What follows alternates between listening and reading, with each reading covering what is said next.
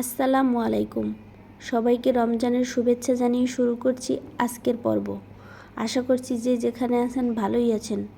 তো আপনাদের সাথে আজকে শেয়ার করতে যাচ্ছি ইফতারের সহজ ও ঝটপট সুস্বাদু রেসিপি চিকেন টুথপিক কাবাব বা চিকেন কাঠি কাবাব। তো দেখে নেওয়া যাক কিভাবে বাহিরের অংশ ক্রিস্পি এবং ভিতরে জুচি হয় এই রেসিপিটি। শুরুতেই আমি মুরগির মাংস নিয়েছি বোনলেস, কুচি কুচি করে কেটে নিয়েছি মাংসগুলোকে। আপনারা চাইলে এর চেয়ে একটু বড় পিস করেও কাটতে পারেন, তবে আমি কুচি কুচি করে কেটে নিয়েছি যাতে করে মশলাটা মাংসের ভেতর ভালো করে মিশে যায়। এখন আমি এর সাথে অ্যাড করে নিচ্ছি রসুন বাটা, দিয়ে দিচ্ছি পরিমাণ মতো আদা বাটা,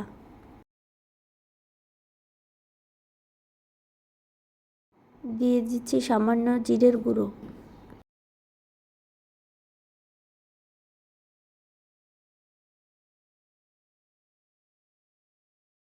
অ্যাড করে নিচ্ছি ধনিয়ার গুঁড়া,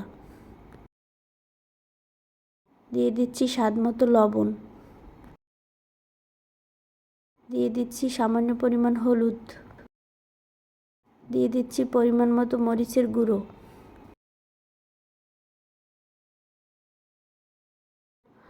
মুরগি থেকে গন্ধ যাতে না আসে এর জন্য আমি সয়া সস অ্যাড করছি সামান্য পরিমাণ। সাথে আমি অ্যাড করে দিচ্ছি লেবুর রস। এখন আমি সব কিছু ভালো করে মাখিয়ে নিচ্ছি।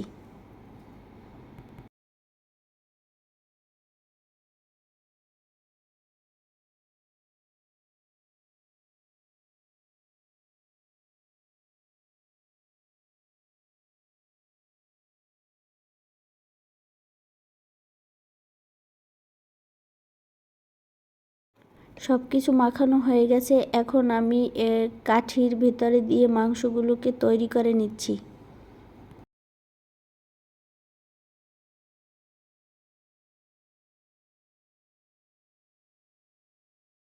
আমি আরও একটা তৈরি করে দেখাচ্ছি।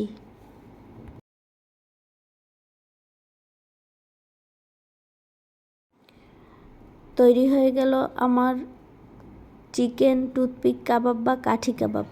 এখন আমি এই কাঠি কাবাবগুলোকে একই বাটিতে রেখে ফ্রোজেন করে রেখে দেব 3-4 ঘন্টার জন্য। আপনারা চাইলে ঝটপটও ভেজে নিতে পারেন, যেহেতু আমার হাতে সময় আছে তাই আমি এটিকে নর্মাল ফ্রিজে রেখে দেব রেস্টের জন্য। একটু বেশি সময় ধরে রেস্টে রেখে দিলে ভেতরটা খুব জুচি হয় এবং মশলা মাংসের ভেতর মিশে গিয়ে খুব সফট হয়ে আসে এই কাবাবগুলো। এখন আমি র্যাপ পেপার দিয়ে এটাকে ভালো করে আটকিয়ে রাখছি। দর্শক, আমার র্যাপ করা হয়ে গেছে। এখন আমি এটাকে ফ্রিজে রেখে দিচ্ছি। আশা করি রেসিপিটি ট্রাই করার চেষ্টা করবেন এবং কমেন্ট করে জানাতে ভুলবেন না, এবং সাথে ভিডিওটি শেয়ার করবেন। এখানে আমি 1 কাপ পরিমাণ বেসন নিয়ে নিচ্ছি। এখন আমি বেসনগুলোকে চেলে নিচ্ছি যাতে ভেতরে কোনো লাম্পস না থাকে।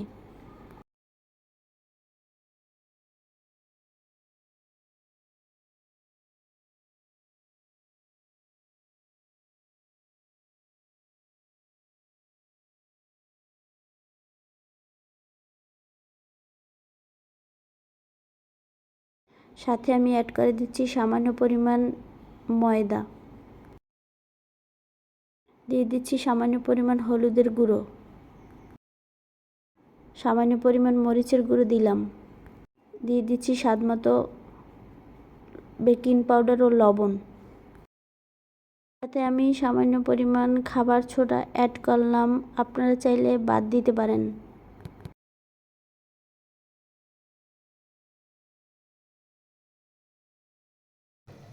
এখন আমি সব কিছু ভালো মতো মাখিয়ে নিচ্ছি।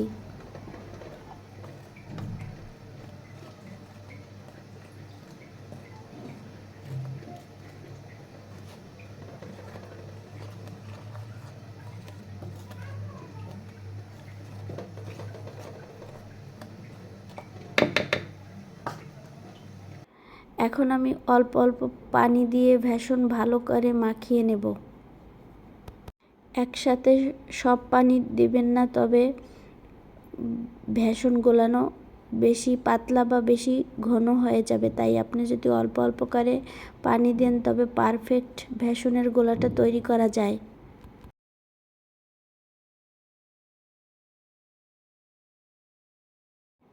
এভাবেই আমি অল্প অল্প পানি দিয়ে বেসনের গোলা তৈরি করে নিচ্ছি।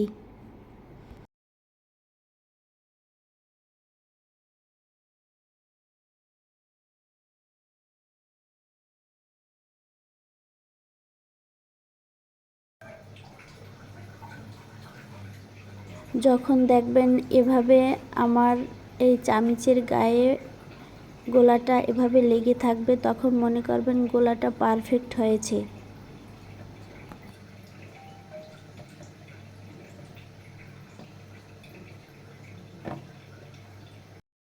এখন আমি এর সাথে সামান্য পরিমাণ তেল অ্যাড করে নিচ্ছি, যাতে করে আমার কাবাবগুলো চুপসে যাবে না, যেমনটা তেমনটাই থাকবে।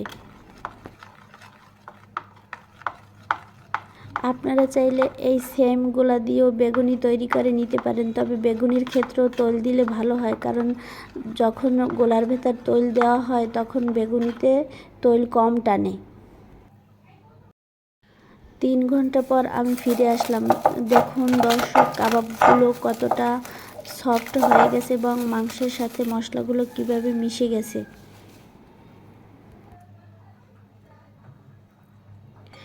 কাবাবগুলো একদম সফট হয়ে আসছে, এতে করেই কাবাবগুলো খুব জুচি হয়।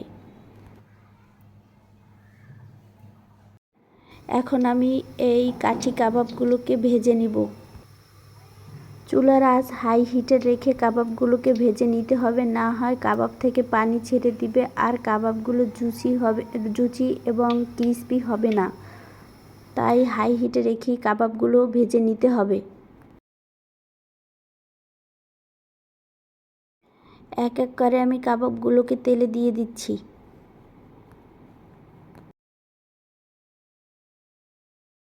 যেহেতু আমি কাবাবগুলোকে অনেক সময় ধরে ম্যারিনেশন করে নর্মাল ফ্রিজে রেখে দিয়েছি, তাই আমি ঝটপট ভেজে নিয়ে নিচ্ছি।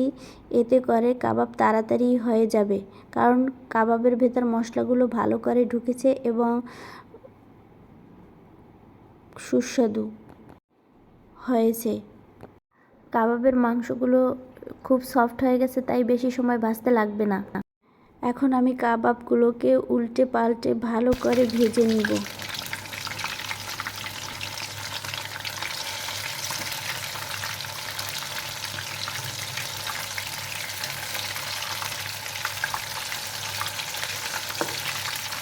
এই কাবাবটা তৈরি করতে একদম অল্প সময়ে নেওয়া যায়, আর অল্প উপকরণ দিয়েই কিন্তু এই কাবাবটা তৈরি করে নেওয়া যায়।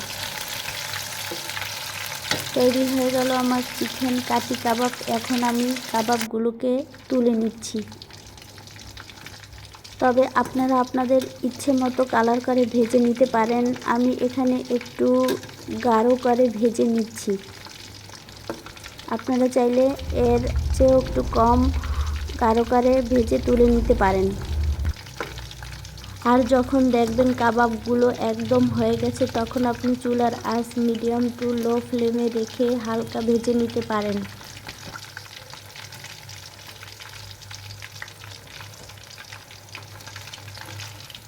এখন আমি এই টুথপিক কাবাবগুলোকে তুলে নিচ্ছি।